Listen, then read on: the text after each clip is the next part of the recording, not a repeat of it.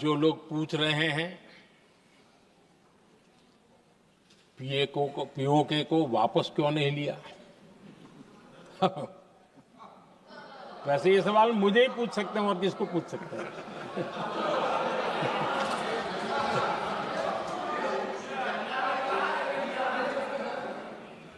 लेकिन इसके पहले जवाब देना होगा पूछने वालों को। किसकी सरकार ने पीओके पर पाकिस्तान को कब्जा करने का अवसर दिया था?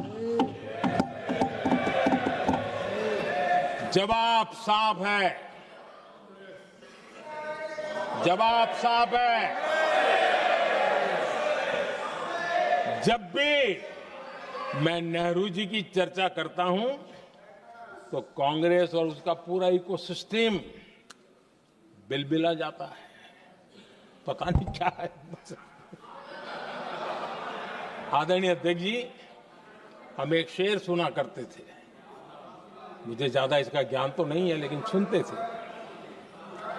लम्हों ने खता की और सदियों ने सजा पाई।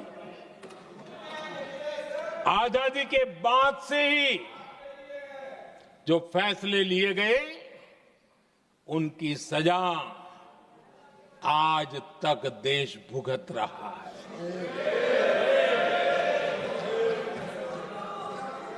यहां बार बार एक बात का जिक्र हुआ और मैं फिर से करना चाहूंगा। अक्साई चीन की उस पूरे क्षेत्र को बंजर जमीन करार दिया गया। ये कह करके तो बंजर है।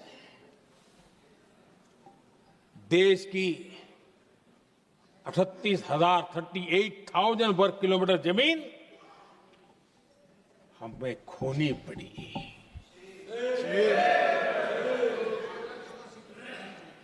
आदरणीय अध्यक्ष जी,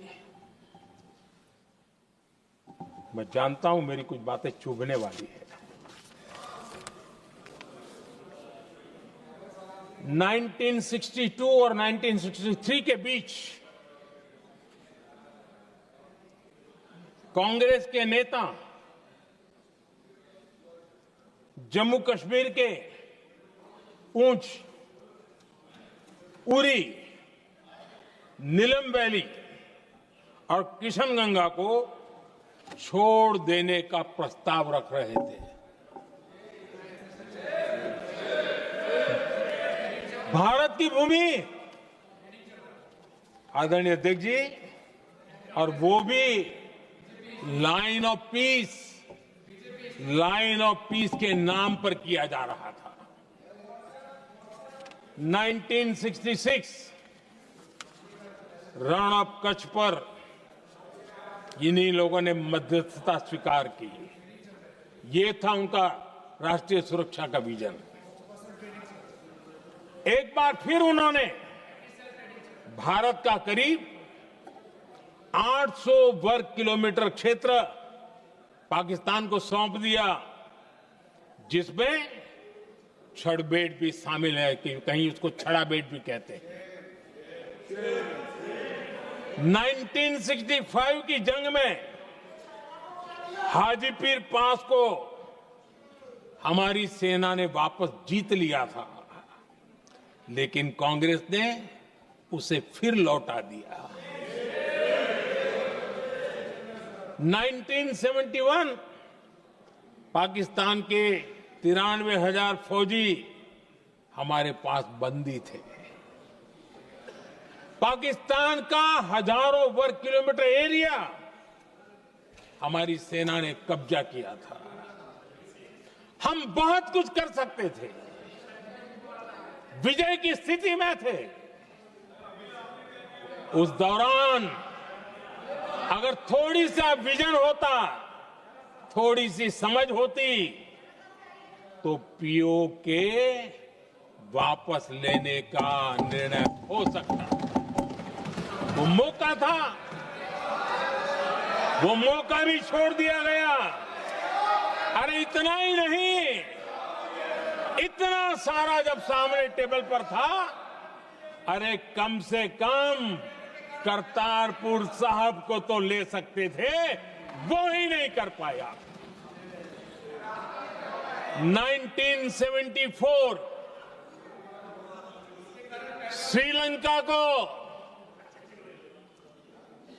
कच्चथीवू द्वीप को गिफ्ट कर दिया गया।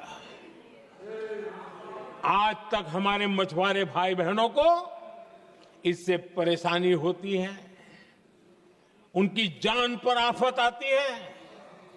क्या गुनाह था तमिलनाडु के मेरे फिशरमैन भाई बहनों का कि आपने उनका हक छीन लिया और दूसरों को गिफ्ट कर दिया? कांग्रेस का दशकों से इरादा लेकर चल रही थी कि सियाचिन से सेना हटा दी जाए। आदरणीय अध्यक्ष जी, 2014 में देश ने इनको मौका नहीं दिया, वरना आज सियाचिन भी हमारे पास नहीं होता।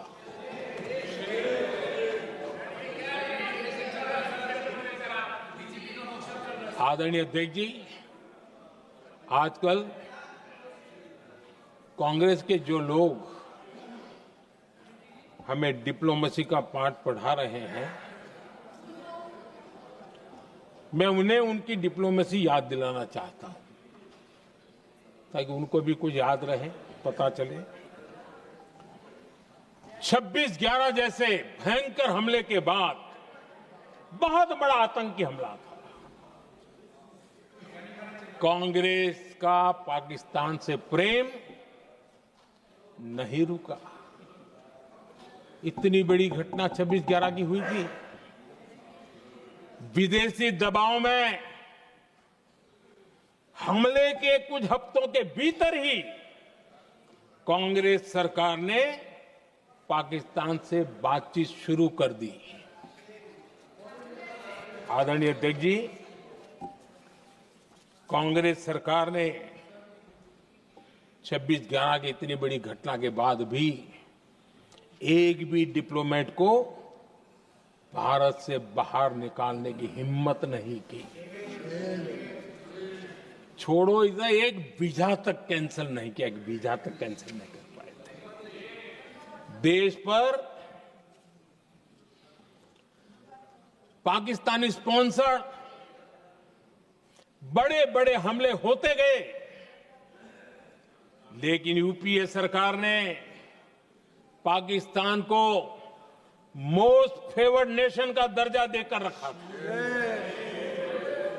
वो कभी वापस नहीं लिया था। एक तरफ देश मुंबई के हमले का ये न्याय मांग रहा था,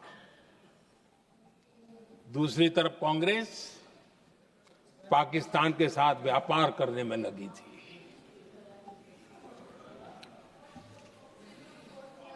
पाकिस्तान वहां से खून की होली खेलने वाले आतंकियों को भेजते रहे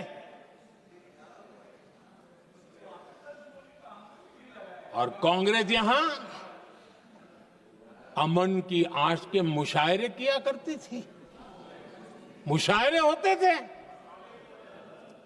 हमने आतंकवाद और अमन की आस का ये वन वे ट्रैफिक बंद कर दिया।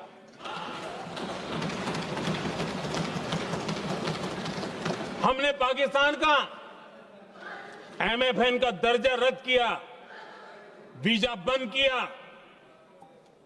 हमने अटारी वाघा बॉर्डर को बंद कर दिया। आदरणीय अध्यक्ष जी,